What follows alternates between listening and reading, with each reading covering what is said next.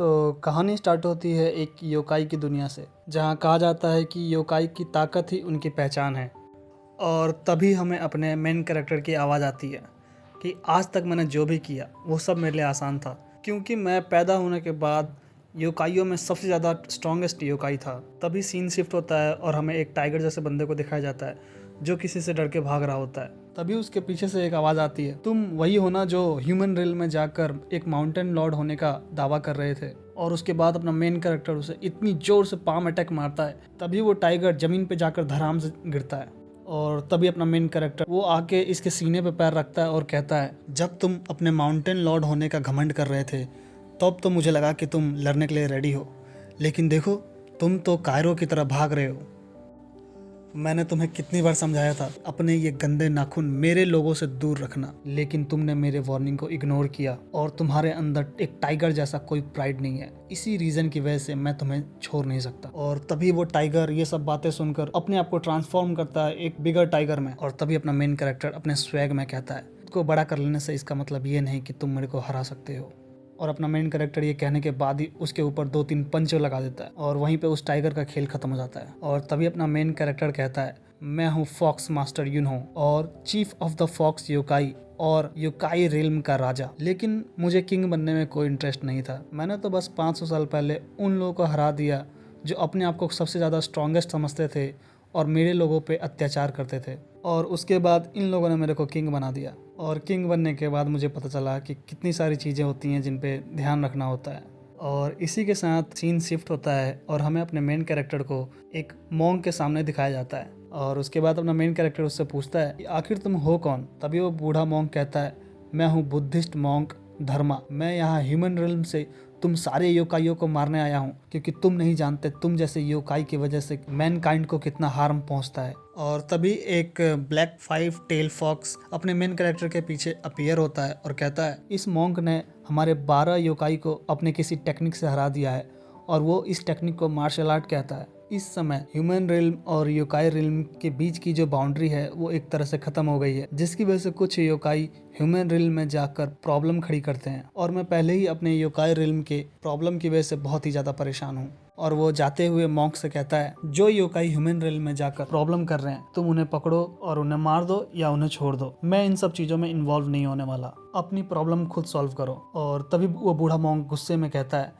कितना irresponsible bastard है ये। और चिल्लाते हुए कहता है, ठीक है, जैसा कि तुमने कहा मैं वैसा ही करूंगा। मैं सभी योकाई को मार दूंगा और सबसे पहले स्टार्ट तुमसे करूंगा।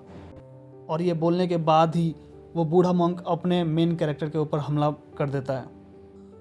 और अपना मेन कैरेक्टर उसके अटैक को एनालाइज करता है और कहता है, ये फिजिकल स्ट्रेंथ और ये क्विक मूवमेंट, क्या यही मार्शल आर्ट है। और अपना मेन कैरेक्टर उस मॉन्क के पाम अटैक को बस अपने पूंछों से ही संभाल रहा होता है और कहता है, भले ही ये मॉन्क अपने ह्यूमन रिल्म में स्ट्रांग होगा, लेकिन यहाँ पे ये सिर्फ मेरे लिए एक चींटी के बराबर है। और ये कहने के बाद ही अपना मेन कैरेक्टर उस मॉन्क के सीने के ऊपर अपना पाम अटैक करता है। और उस पाम अटैक का फोर्स इतना स्ट्रांग होता है कि वो मॉन्क दूर जाकर कहीं गिरता है और वो वहीं पे बेहोश हो जाता है। और अपना मेन कैरेक्टर कहता है, कितना मुश्किल है किसी को बिना मारे हिट करना। और तभी वो ब्लैक फॉक्स कहता है कि सर मैं क्या इसे मार दूं। और अपना मेन कैरेक्टर कहता है, इसको मारने से कोई फ़ायदा नहीं है, ऐसे लोग तो कई बार मेरे पैरों के नीचे आ जाते हैं। और इस तरह अपना मेन कैरेक्टर उसके लाइफ को छोड़ देता है और उसको वापस से ह्यूमन रिल्म में भेज देता है। लेकिन अपने मेन कैरेक्टर की ये खुशी ज़्यादा दिनों तक नहीं रहती, क्योंकि वो मॉन्क 15 दिनों बाद अपने दोस्त के साथ वापस आता है और वो दोनों फिर से अपने मेन कैरेक्टर के ऊपर हमला कर देते हैं। लेकिन अपना मेन कैरेक्टर बस अपनी पूंछों से ही उन लोगों को संभाल रहा होता है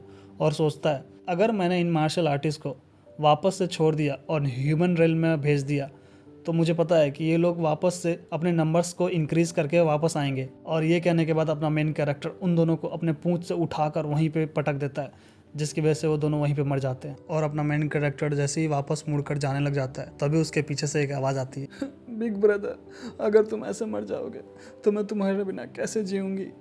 और उसके बाद अपना मेन कैरेक्टर कहता है कि मैं कितना कोल्ड ब्लडेड योकाई हूँ और मुझे उसके लिए इतना बुरा क्यों लग रहा है। तभी सीन शिफ्ट होता है एक हफ्ते बाद, जहाँ पर वो लड़की बिना खाए पिए अपने भाई के कब्र के सामने बैठी हुई थी। और तभी अपना मेन कैरेक्टर उस ब्लैक फॉक्स से पूछता है, क्या तुमने पता किया कि ये लड़की वापस से ह्यूमन वर्ल्ड में क्यों नहीं जा रही। और वो ब्लैक फॉक्स कहता है, जहाँ तक मैंने अपने कुछ चूहों को वहाँ पे पूछताछ करने के लिए भेजा था, तो मुझे उनसे पता चला कि ये लड़की अपने भाई के ऊपर पूरी लाइफ डिपेंडेंट थी और उसके भाई ने अपने लाइफ टाइम में काफ़ी ज़्यादा दुश्मन बनाए हैं। तभी अपना मेन कैरेक्टर कहता है, तो इसका मतलब ये है अगर वो ह्यूमन वर्ल्ड में जाती है तो वो वहाँ मर जाएगी। और फिर ब्लैक फॉक्स कहता है अगर वो इस योकाई वर्ल्ड में भी रहती है तो उसके लिए सरवाइव करना आसान नहीं होगा। और उसके बाद अपना मेन कैरेक्टर कहता है शायद वो भूख से जल्दी मरेगी इससे पहले कि उसे कोई योकाई खा ले। और ये कहने के बाद अपना मेन कैरेक्टर उस लड़की के पास कुछ खाने के लिए लेके जाता है। तुम्हें कुछ अच्छा खाना चाहिए और अपनी लाइफ को अच्छे से जीना चाहिए ताकि तुम्हारे बिग ब्रदर की आत्मा को शांति मिले।